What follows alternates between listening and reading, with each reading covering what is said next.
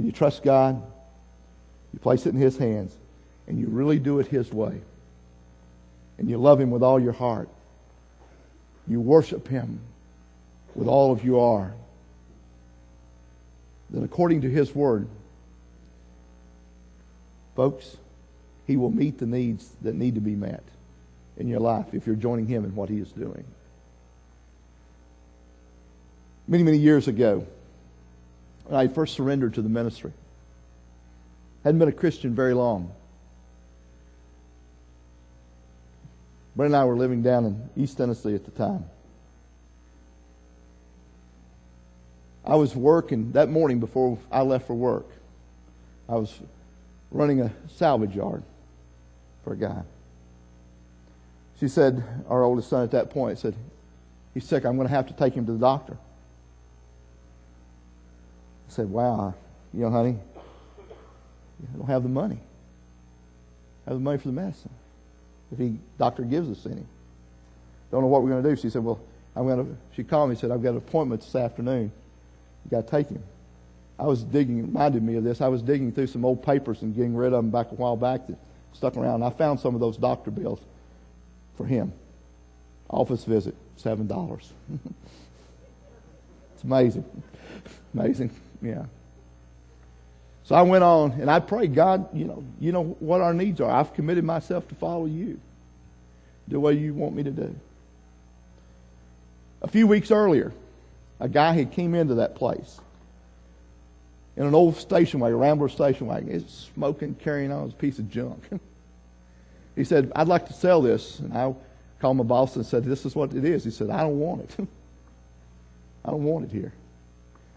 He said, well, do you know anybody that might buy it? I said, well, what do you want for it?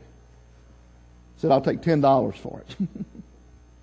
I said, I'll buy it from you. I bought that old thing and took it over and parked it on the farm where I had several old pieces of junk. That morning, this was weeks before, God knew what was going on here. On that morning, a gentleman walked in. He says, I need a brake drum off of a 62 Rambler. They wouldn't want on that whole place. And I said, we don't have one. I wanted to say, I know where one's at. Couldn't do it in the place of business. And then he asked me that question. He says, do you know where I could find one? I said, yeah, I do. It was about 11 o'clock that day. I said, there's one over here in my yard. He says, what would you take for it? And I gave him the price. It was like $20. I said, if you'll give me about 30 more minutes, I'll go to lunch and we'll go get it. So that's fine. We'll do that. Went over, jacked the old car up, got the hub off of it. Perfect hub. He gave me $20. I handed it to Brenda. She went to the doctor visit, and the medicine. Guess how much it was? $20. Folks, God's faithful. God's always faithful. I can tell you story after story about it. Left for Virginia, was going to Clear Creek, heading up to Virginia. Had some folks that was sick. Had enough money to get there and gas. Didn't have enough money to get home. But I knew that's where I needed to go. Pastoring up in Pennington Gap, Virginia. Headed up that way. Lo and behold, I stopped at this little store. Just about out of gas. This guy ran into me and said, hadn't told anybody what the problem was. He says, hey, preacher, what are you doing up here? I said, well, I come to do this and things. He said, God laid me on your heart. I said, well, he won't be up here till the weekend. I said, well, God works that way sometimes, doesn't he? He says, God laid this on my heart. And he just simply handed me a $10 bill, which was enough gas to get back home. Things, folks, like that, things just don't happen that way. But you got to trust God.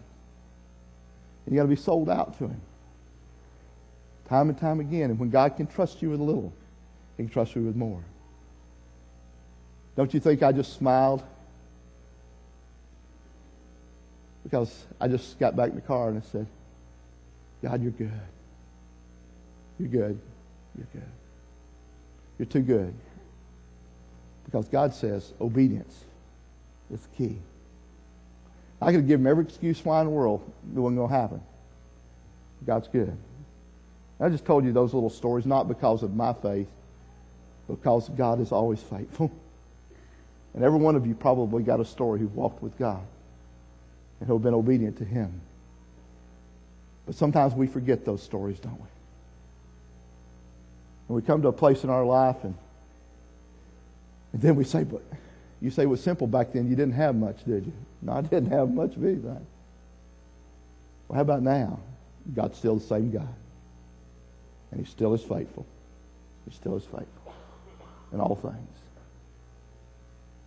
You got to take what God blesses you with. Watch what He's doing and use it as He wants you to do. He's always faithful. Always faithful. Let me tell you what. He's always been on time. But I can say her just like Henry Blackaby's wife did. He's not early. He'll test your faith. He'll do it. He'll do it. So the question becomes today, is obedience a struggle for you? If it is, it may be a love problem. It will be. Because that love problem is a trust problem with God. And it's a leadership problem of God. And it's a willingness to do it His way and to be faithful to Him in all things. Even when we don't understand where we're going. Because I'm convinced that sometimes when we do it our way, we are blocking the will of God for our lives. We're doing it. So this morning, you want to experience God, there's a challenge in your heart. Maybe you haven't been as open with God. Maybe that love relationship, and you said, oh, God, I can't trust you anymore. Because you've been trying to do it your way and it hadn't worked. You've not been watching what God's doing.